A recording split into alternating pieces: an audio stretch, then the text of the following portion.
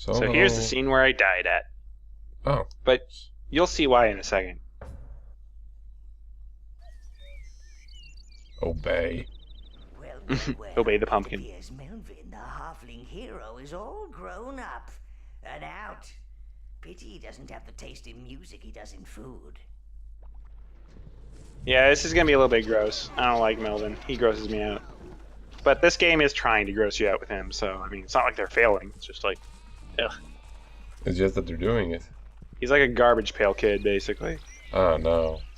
Yeah.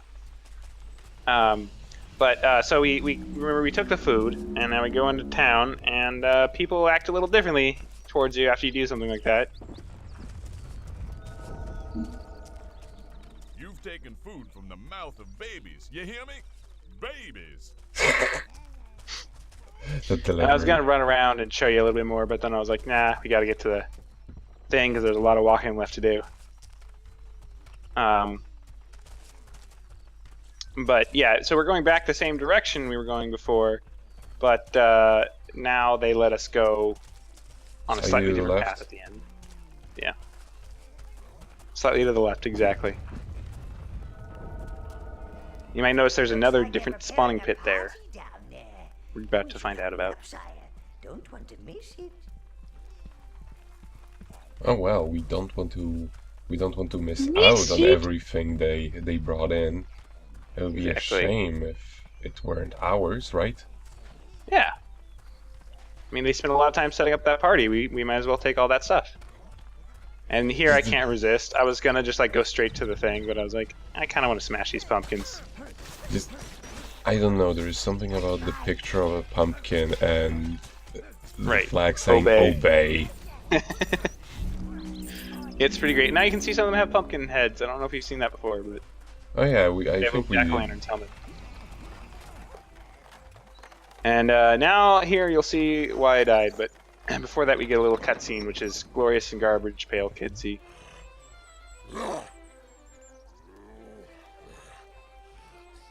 Looks like Melvin is making a run for it. Well, a waddle for it. Your minions seem bewitched. It does have a haunting beauty to it. Perhaps we should stay a while, revel in the melody. Oh no, they're all hypnotized. What can we do? Well, the first time, what I did was swing at this guy a bunch, but because he's friendly, you have to lock onto him first, and I wasn't locking onto him. Oh. So I sat there swinging at him a bunch, and then everyone died. Oh, so it wasn't just an animation of your minions doing something silly.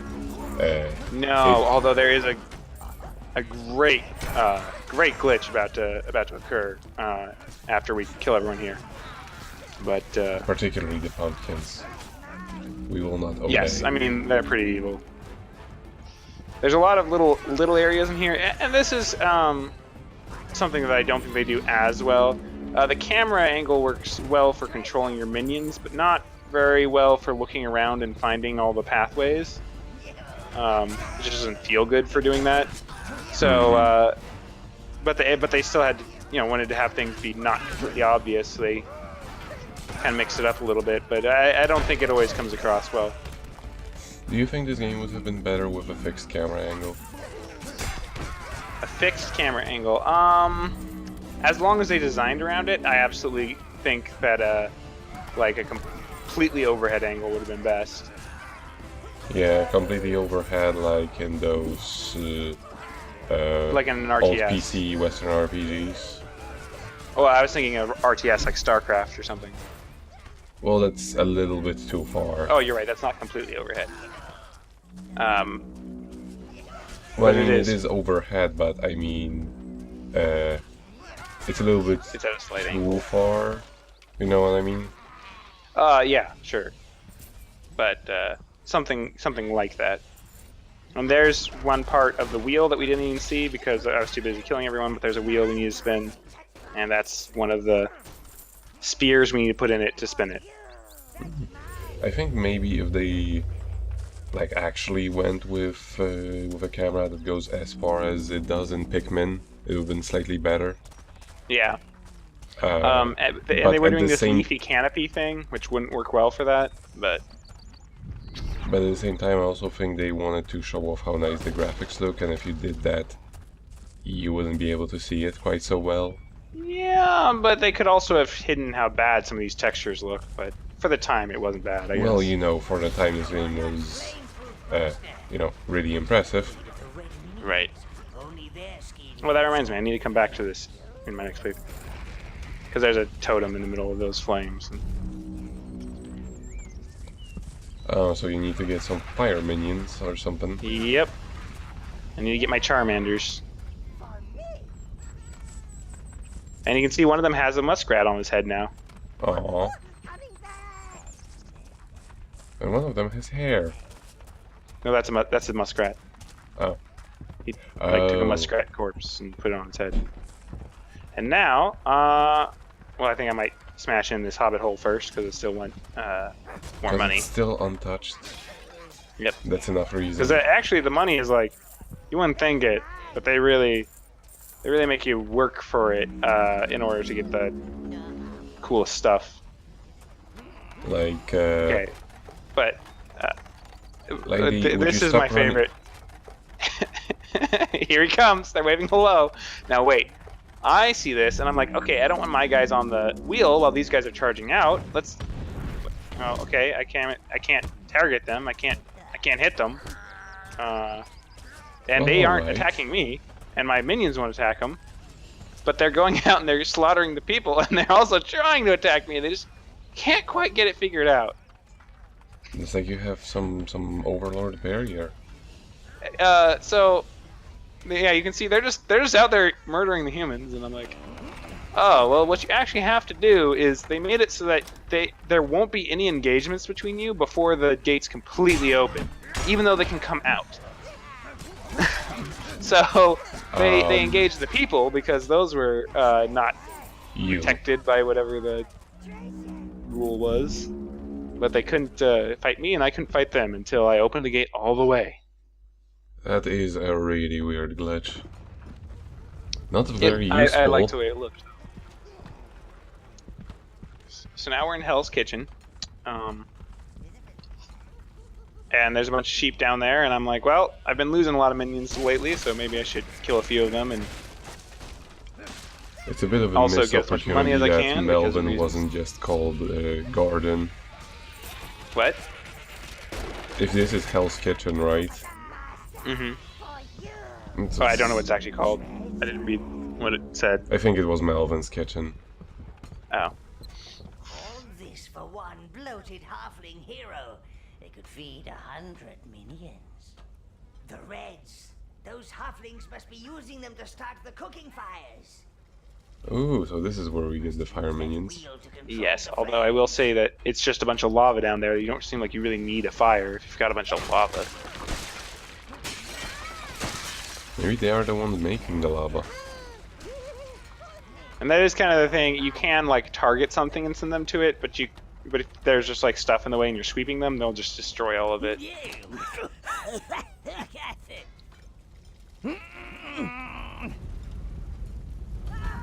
See, they're making the lava. That was a great scream we just got to hear. Roasted in his own kitchen. There's something evilly poetic about that. More roast meat for Melvin.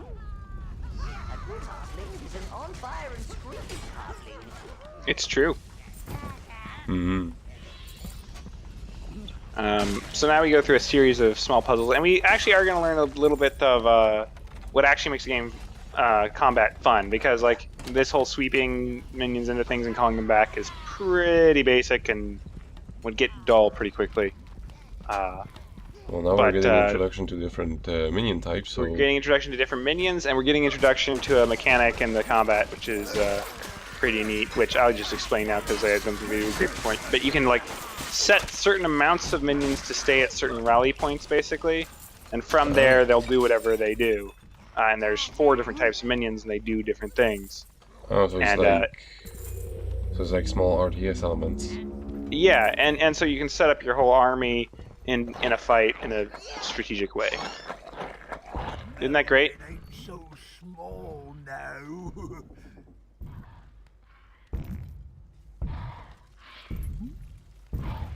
So he's works like a super troll, more or less.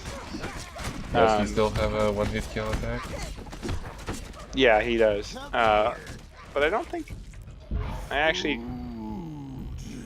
Well, I think I do actually. So I hurt him halfway, and then he ate food, and now I think he's healed, if I remember correctly. Or at least somewhat healed. No, he's not. Healed Never mind. completely. But he goes into rolling ball mode, where he doesn't. I guess it's not a one-hit kill, but it is like, you know, a big knockover bunch of guys thing, and you want to avoid it for the most part. I can imagine it's a one-hit kill on the minions. No, it hit them, but they just got knocked over. Oh.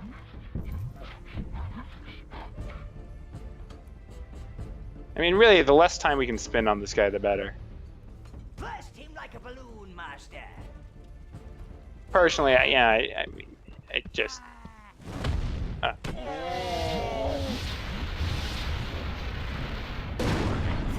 is concentrated evil, sire. It accumulates in those of an especially evil disposition. See, like, he was the one who destroyed, one of the people who destroyed the last Overlord, but he was also evil. It's like deep and stuff.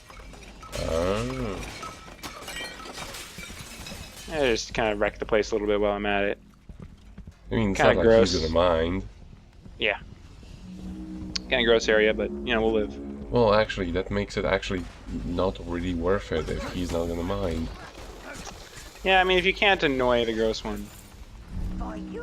And here's a save point, and a little spawning pit. And a teleporter. Well, teleporters are save points. Yep. So I thought that was kind of weird that they did that. They like introduced the red minions, and then they have you have the boss fight of the area, which is kind of an anticlimax. And then they get you back to doing the red minion stuff. I just think it's kind of weird. I feel like they could have put all the red minion stuff first, and then had the red minions be the key to beating the boss. You know, that'd be Zelda-like.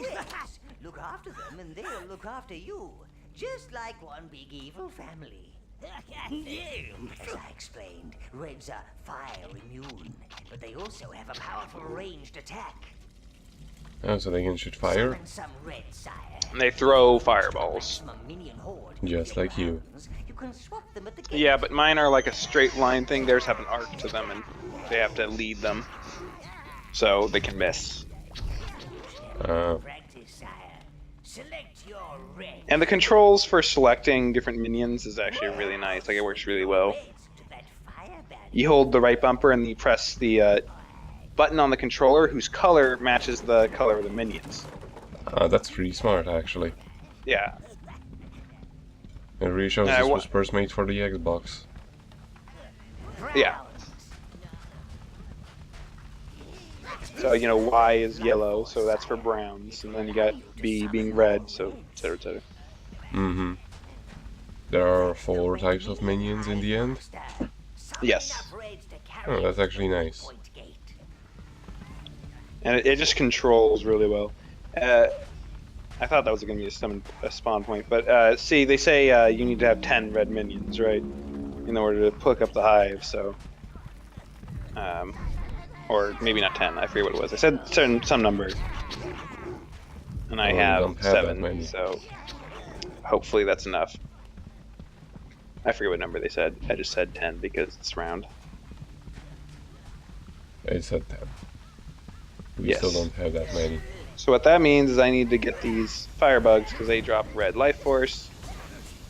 But reds are not, you know, the best brawlers. They do a really good job of range damage, but get them up close, and Reds. they might be the worst up close of all the Browns. types. The That browns makes are sense. the browns are the best, just like direct brawlers, but the greens are, in my opinion, the best fighters for close quarters. You just have to use them kind of carefully. So But they're we'll get there later. So they basically spread out red minions across, red Pikmins across 2 types of enemies, of minions. You know, I only played Pikmin 1, and I didn't even beat it, so I can't remember. Oh, I did like it a thought lot. I thought that you played the second one and you said you liked it. Nope. Hmm. I played the second one and I didn't like it. Brown. I only played Pikmin 1, That's the better one either way. and I liked it, but I got to a point where I was just like, eh. It's one of those games where if you mess up really badly on you, like Yeah, you can lose, but you don't know you've lost yet. Yeah. exactly, and it's like there is like no point for you to continue. Ah, the perfect opportunity to test out your reds on those halflings. But it's a short enough game that it From the red didn't really bother me quite as much. the fry and die, sire. And on your second go, you can really like finish the game almost in half the time you get. Mm-hmm. But yeah, so you see, they're pretty effective at dealing the range damage, and it gets more effective once I learn the rally point thing, because Do they also pick up trash to arm themselves? yeah, I believe they do, but it might be that they pick up a different range of things. Yeah, see, they're picking up stuff right there. Mm-hmm. Yeah, I see. Well, they One were of my picking reds up died life, because they life die very force easily. points. And one of my reds is stuck on a table there because he just really likes that table. It likes the shiny, and it's too pretty to pick up. Yeah, I think it's trying to pick it up, but it's like in the wall, and so it's like can't do it. And I think that's what happened. But yeah, here they teach you the rally point thing, and that's very neat. You cannot reach them from here. You must reposition your reds for maximum flaming carnage. Reds! So they specifically put a point where you're incapable of actually entering yourself, so you can't you can Right. set them on fire yourself. So you go there, and then you have, and it's also important because those guys are just going to respawn over and over again, and I need to lead my browns to that wheel there. That fire wheel. So you can And I multitask can't, that way. wouldn't be able to do it unless I had someone keeping them busy, basically. And my Browns instead decided to pick up stuff and break stuff, but they got there eventually. I should have sent them, but. And what they're doing right now is turning on, well, they're opening the door for one, but also it's a quote-unquote fire wheel.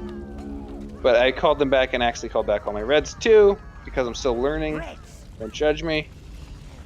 Multitasking. Yeah, well. I I just can didn't want my imagine browns it would be getting kind of hit. hard to actually take care of the chefs with just your browns. Oh yeah, I don't think you.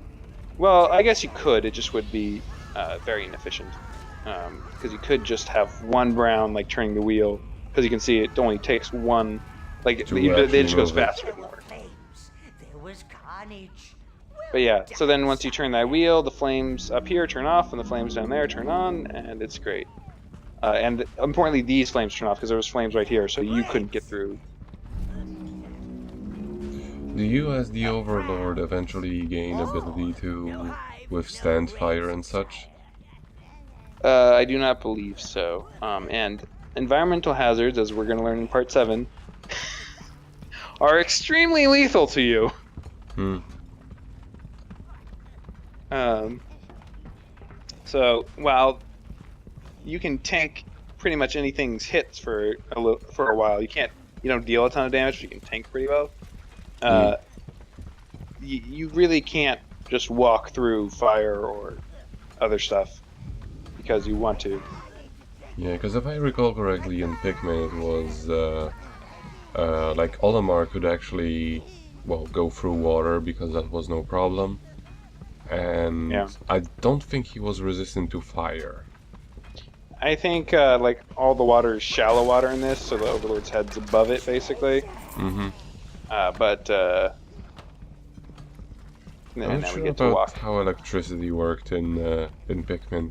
I think that was really only a popular hazard in the second one. It existed in the first one, but was used more in the second one. And I have no idea. I have absolutely no idea about anything when it comes to the third one. There's no electricity in this one, and I don't know why they're not coming through. but here they come. They were I think it was arguing because I was who was standing supposed to in go the path. forward.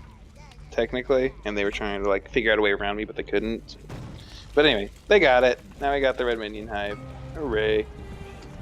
The game's about to get more fun for battling, and I did a victory couple of laps there, and then I was like, I don't think there's anything else to do here, so I'm out. Okay, good. And that is the end of this episode with the Jester giving us the salute. Leader of the fire starters. And Okay, so he it adds stuff that he says, yeah. he adds to what you have accomplished so far. That's actually pretty nice. Mm-hmm.